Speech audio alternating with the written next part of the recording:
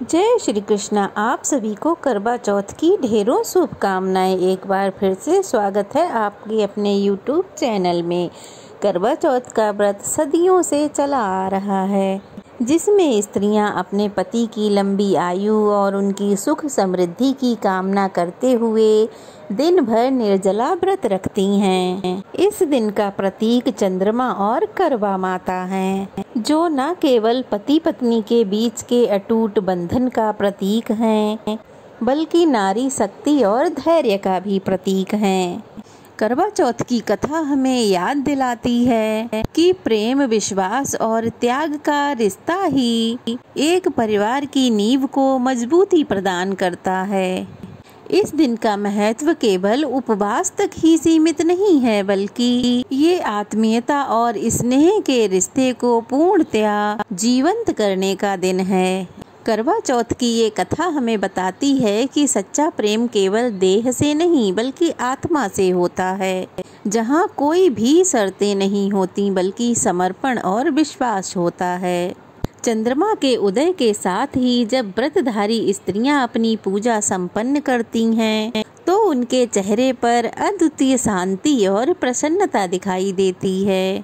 तो चलिए आज के वीडियो में करवा चौथ को पूर्ण करने वाली इस दिव्य कथा का रसपान करते हैं, साथ ही अपने अपने सुहाग की लंबी आयु की कामना करते हैं।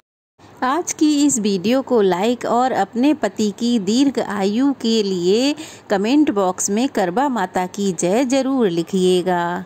करवा चौथ की पौराणिक कथा के अनुसार करवा देवी अपने पति के साथ तुंगभद्रा नदी के किनारे रहती थीं। एक दिन करवा के पति नदी में स्नान करने के लिए गए तो उनके पति का पैर एक मगरमच्छ ने पकड़ लिया और उन्हें पानी में खींचने लगा। मौत को अपने करीब देखकर करवा के पति करवा को पुकारने लगे। करवा दौड़कर नदी के पास पहुंची और पति को मृत्यु के मुंह में ले जाते हुए उस मगर को देखा। करवा ने तुरंत ही एक कच्चा धागा लेकर उस मगर को एक पेड़ से बांध दिया। करवा के सतीत्व के कारण कच्चे धागे से मगरमच्छ पेड़ से ऐसा बंधा कि टस से मस नहीं हो पा रहा था।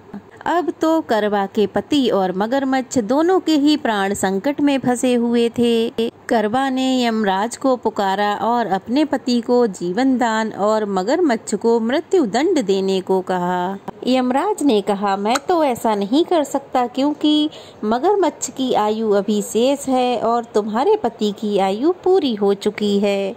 तब क्रोधित होकर करवा ने यमराज से कहा, अगर आपने ऐसा नहीं किया तो मैं आपको श्राप दे दूंगी। सती के श्राप से भयभीत होकर यमराज ने तुरंत ही मगरमच्छ को यमलोक भेज दिया और करवा के पति को जीवन दान दे दिया। इसलिए करवा चौथ के व्रत में सुहागिन महिलाएं करवा माता से प्रार्थना करती हैं, हे करवा माता, जैसे आपने अपने पति को मृत्यु के मुंह से बाहर निकाल लिया, वैसे ही मेरे पति की भी रक्षा करना। करवा माता की तरह ही देवी सावित्री ने भी अपने पति को बट वृक्ष के नीचे कच्चे धागे से लपेट रखा था।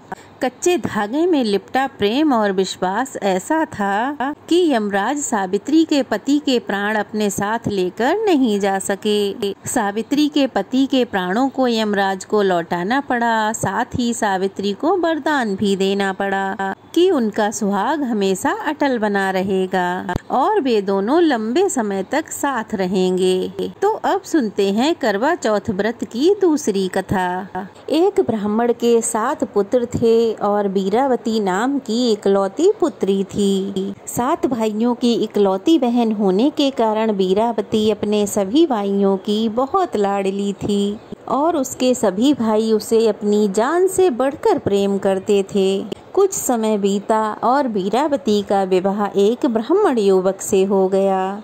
विवाह के बाद बीरावती मायके आई और वहां उसने अपनी भाभियों के साथ करवा चौथ का व्रत रखा। लेकिन शाम होते होते वह भूख और प्यास से व्याकुल होने लगी।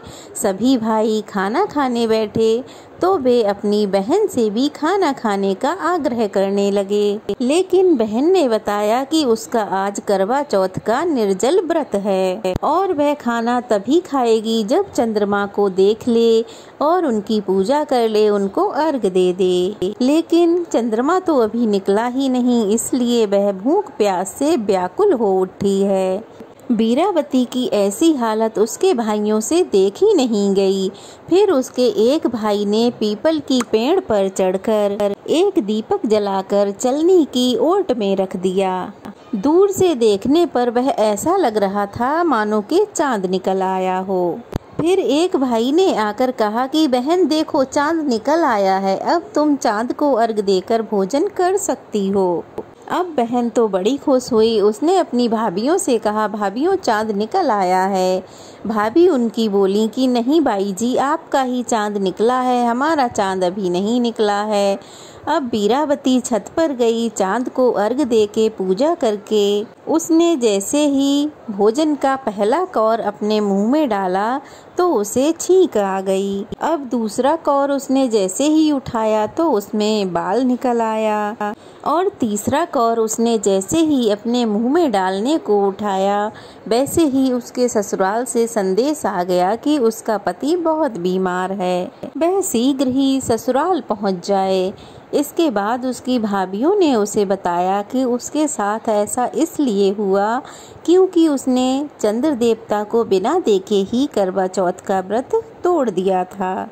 उसके भाइयों ने उससे झूठ बोला और उसने सच मानकर अपना व्रत तोड़ दिया। इसीलिए उसका पति बीमार पड़ गया। सच्चाई जान के बीरावती अपनी ससुराल को गई और उसने यह प्रतिज्ञा की कि मैं अपने पति को कुछ भी नहीं होने दूंगी। दुर्भाग्यवश बीरावती अपने ससुराल पहुंची तब तक उसके पति प्राण त्याग चुके थे। पति की मौत का सदमा बीरावती बर्दाश्त नहीं कर पाई और सभी से कहने लगी कि मैं अपने पति का अंतिम संस्कार नहीं होने दूंगी। मैं अपने पति से दूर नहीं रह सकती। मैं एक पतिव्रता स्त्री हूँ और मैं अपने सतीत्व से अपने पति के प्राण वापस लाऊंगी। फिर वह अपने मृत पति को लेकर एक झोपड़ी में रहने लगी और अपने पति को जीवित करने के लिए भगवान की पूजा और व्रत आदि करने लगी। इस प्रकार 1 साल बीत गया और दोबारा से करवा चौथ आई तो उसने फिर से पूरे विधि विधान से निर्जल रहकर करवा चौथ का व्रत किया। चौथ माई की और गणेश जी की पूजा की। रात को चंद्रमा को अर्घ देकर व्रत समाप्त किया। व्रत समाप्त होते ही उसका पति जय गणेश जय गौरी, जय गणेश जय गौरी कहता हुआ पुनर्जीवित हो उठा। इस प्रकार करवा चौथ के पुण्य प्रभाव से बीरावती का पति उसे पुनः वापस मिल गया और तब बीरावती ने चौथ माई से प्रार्थना करी कि हे माँ, जिस प्रकार आज आपने इस बीरावती को सुहागन बनाया, ठीक उसी प्रकार हे माता, हे गणपति भगवान, उसी प्रकार सभी स्त्रियों को सुहागन रहने का आशीर्वाद देना। प्रेम से बोलो करवा माता की जय। ये थी करवा चौथ की 2 पौराणिक कथाएं। कैसी लगी कमेंट बॉक्स में ज़रूर बताइएगा और हो सके तो करवा चौथ की ये कथाएं सुबह और शाम दोनों समय की पूजा करते समय ज़रूर सुनिएगा। तो अगर अच्छी लगी हो तो कमेंट बॉक्स में जय करवा माता की लिखिएगा और अगर नए हैं तो प्लीज़ चैनल को सब्सक्राइब कीजिएगा, वीडियो को लाइक कीजिएगा। तो चलिए फिर मिलते हैं। एक बार फिर से आप सभी को करवा चौथ व्रत की ढेर सारी शुभकामनाएं। आप सभी का सुहाग हमेशा अखंड बना रहे।